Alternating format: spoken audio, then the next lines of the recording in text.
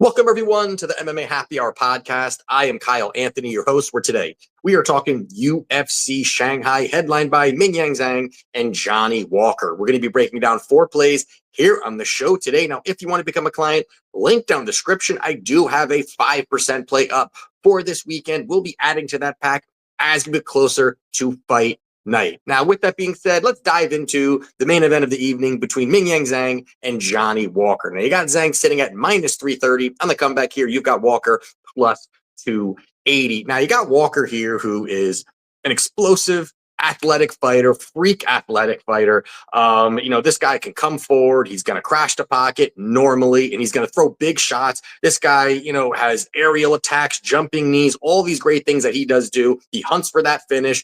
And that's what he has done primarily. Things have definitely changed over the last couple of years, and especially the fact that we do realize that Johnny Walker can't take a punch. Now, this may not be the longest breakdown normally what I do here, but, you look at Johnny Walker, he is the definition of what a glass cannon is. The guy just simply can't take a punch. He's on the Mount Rushmore of glass chins next to Luke Rockhold. He just simply can't take a punch. The guy has the power. He's got the tools. There's a lot of great things, again, that he can do. He the absorption of damage is just very limited for him. And even shots that are half blocked, he will struggle to just kind of stay on the feet on half block shots. And then you also got the fact that now he's over at SBG and he's training there. And those guys, are really looking to make him more patient, make him more patient in the pocket, be more technical, be more at range, utilize those tools. And, all that's done, we're being patient, is now he's just patiently waiting to get knocked out. That's just simply, kind of what it is. And he's the guy that I think really needs to have those wild exchanges. I think he needs to have any success against, Zhang in this spot is he needs to kind of pressure. He needs to have that first round, come forward, guns blazing, have these awkward attacks, awkward movements, and find the opening, because otherwise I think he's in a lot of trouble. Plus the fact that you got Walker here, he's 3-4-1 over his last 8 fights, and he's in a main event. And this is pretty much the UFC saying we're shipping Johnny Walker to China to have him lose. And I do agree with that statement there, where, you got Zhang, this guy is an absolute killer. He's got 100% finish rate. And he's a guy that primarily was heavy grappling early. And I think he still can grapple now, but heavy grappling early. But he's really fallen in love with the power. He has fallen in love with the damage. And he has 19 wins, 13 by knockout, 6 by submission, all coming in the very first round. And that's where I'm going with this play here. I'm going with the trend here. I'm sticking with it. The trend is your friend. And that's where I'm going here with this. I'm going Mingyang Zhang by knockout in round 1. I don't think this is even going to hit the ground. I think if it does, it's Johnny Walker's head bouncing off the canvas here. So I do like Zhang at minus 110. I feel like is an absolutely great price. He's been knocking guys out left and right. Johnny Walker's prime for it. I'm going Mingyang Zhang by knockout in the first round. Next one we're going to talk about here is going to be Michel Pereira. He is minus 295 in the comeback here. We've got Kyle Daukaus. He is plus 220. I said minus 295, right? For Pereira. But you got Pereira here, who is coming off absolutely throwing a fight. Now, I know that sounds crazy, but if you saw that fight against Abus Magomedov, you probably will agree that he threw the fight against Abus. It was a glorified sparring match. It was pretty much him not even attempting to really hurt Abus. He was not explosive early. He almost didn't seem like he cared. It almost seemed like he just wanted to survive the fight, and that's about it. And he did. And it's tough to trust a guy like that now, who really didn't do anything in his last fight.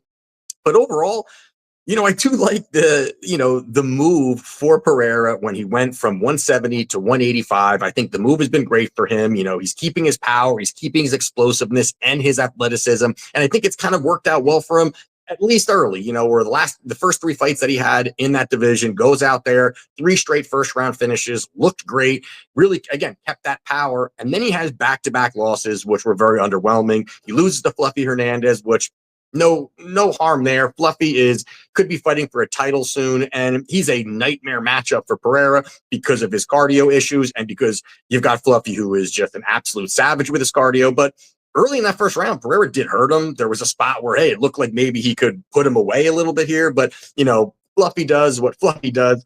He's got that durability. He's got that cardio and able to find that 5th round finish. And then he has that terrible fight against Abus, which they didn't really do anything. And, I do think those last 2 fights are providing some value here on this particular fight, on a method of victory. But you look at Daukaus. Daukaus is a guy on his 2nd stint in the UFC. His 1st stint wasn't even that great, really. He was 2-4-1 with back-to-back losses before going and being sent to a CFFC organization. And now he's going over there. He has found some victories. He has a nice 4-fight winning streak, but he's beating, grocery store clerks and garbage men that also fight part-time. He's beating guys with records of 6-3, 8-6, 17-9, 8-11. Not that great when you're looking at that overall. And the biggest issue here for Daukaus for me is his durability. I mean, this guy just really can't take a punch. He has terrible striking defense, very hittable in the pocket. And you've got the power that Pereira does possess. I think he lands some very big shots early here and can find a lot of success. Also, I think that Daukaus needs to get takedowns. And if he can't get those takedowns early, which I don't think he's going to get, he is no Fluffy Hernandez. He's very far from Fluffy Hernandez. And it's just not that easy to get Pereira down. Daukaus, 25% takedown success rate. You've got Pereira with a 76% defense rate. I think that holds up here. I think that this is a spot where this is a great bounce back spot, a huge step down here for Pereira fighting Daukaus here. I think he puts a stamp on it. You can get off the minus 295 number, and you could get this around Pereira inside the distance is plus 100. I think he absolutely finishes this. I think there's a possibility for in the 1st or 2nd round, but I do like Pereira in a bounce back spot here, getting the finish at plus 100. Next fight here we're going to talk about is Loner Kavanagh. He is minus 210. On the comeback, we've got Charles Johnson. He is plus 170. Now, Loner is a rising prospect in the UFC, no doubt. 9-0 record, 2-0 in the UFC. And one of his biggest advantages that he has over a lot of fighters is really going to be his hand speed, his overall speed, I should say, but his hand speed, his footwork, his quick movement. He does back it up with some power. He can mix that in there. So it's not that he's just pitter-pattering shots. He does pack some power. And also he does have some wrestling. He's been able to really utilize that when he needs to utilize that, which, you got Charles Johnson on the other side here, who is a tough UFC vet, and although he has suffered some losses, he's 6-5 in the UFC. So that isn't that great, but he has fought some tough guys really from the beginning. Like as soon as he came to UFC, he was fighting some really tough opponents overall. And now he's on a nice 4-1 run. And he does have good striking, good rangy striking, nice stance switches overall. I think he can mix in the wrestling, mix in the takedowns. And he's just a very tough fighter where he does have that good footwork as well. But you look really at one of the biggest advantages here for Charles Johnson, and I think it's going to be his takedown defense and his wrestling. And I think that is going to be where this is going to be, make or break for him. He's got Loner, who is, he's undersized. He's just undersized for this division. He's very small. You're going to have, multiple, physical advantages here for Charles Johnson. And I think that he's going to struggle getting these takedowns. I think that Charles might be the stronger, more physical guy. But I also do think that Loner has needed to now recently. He struggled. I would say struggled, but it was competitive on the feet against Felipe Dos Santos. And then he started looking for takedowns, found success. I don't think he can lean on that here against Charles Johnson. Johnson has very good wrestling. He can wrestle offensively. He can wrestle defensively. He can mix it up a little bit here. And I do think if he needs to, he can look for those takedowns and really put that pressure a little bit more on Loner. And I do think that a big advantage here also is going to be the output for Charles Johnson. If he keeps us on the feet and this stays at range in the bigger cage, we're not in the apex here. I think that really works well for Charles Johnson, utilizing the striking, utilizing that range, mixing it up, working in his takedowns.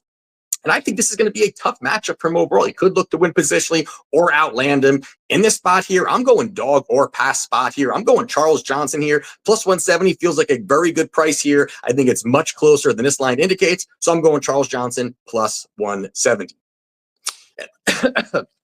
And the last one here we're going to go over is going to be Rongzhu. He is minus 280 on the comeback here. We've got Austin Hubbard. He is plus 210. Now, Rongzhu is 25 years old with 32 professional fights, which is pretty wild when you're thinking about that overall. This guy is definitely growing up in the cage. He's definitely like, on the job, on the job training. And we've seen him. He recently goes out there winning on road to the UFC. And, we're definitely seeing him put it together a little bit more. He's with CKB. I think he's, definitely rounding out his skill set, elevating and kind of hitting his stride overall. But most recently, we did see him dominate. And I mean dominate against Cody Steele, which was a spot where Rongzhu went out there, outlanded Cody Steele 125 significant strikes to 52 with a knockdown, won the decision. And that was a spot where Cody Steele was a plus 280 favorite, plus 280 underdog, well outperformed his number there, goes out there, gets the victory. Now you've got Hubbard on the other side here. Another guy's second stint in the UFC. First go around, he was 3-4. Right now, on his second stint, he's 1-3. He's about to be punted back to the lower level organizations here, and he's just a journeyman fighter. The guy, very slow plotting footwork, very slow hand speed, slow developing combinations, and he's going to look for the wrestling, look for the grappling, look to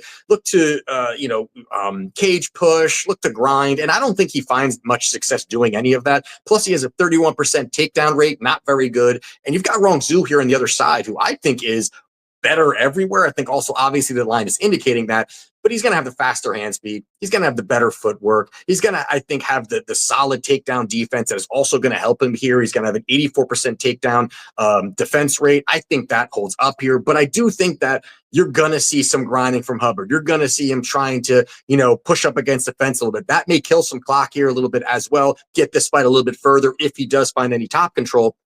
But overall, I do like Rongzhu here, and where I'm going with this play is that Austin Hubbard is a tough guy actually to put away. Out of his 9 losses, 6 are by decision. I think there's going to be some scrappy rounds here. I think that really overall Rongzhu will outland him over the 3 rounds. So getting off the minus 280 number, I'm going Rongzhu by points. It's minus 105. I think that's a strong price here. I think it's a likely outcome, and I do think Hubbard makes it to the scorecard. So I'm going Rongzhu by points, minus 105. So there you have it for my plays for UFC Shanghai. If you want to become a client, link down in the description. And we are off next week, but the following week, I absolutely love that card. It's in Paris. There's some great bets I will be placing. We'll be putting those out early before next week comes. So check out that. And with that being said, let's do this again and let's cash.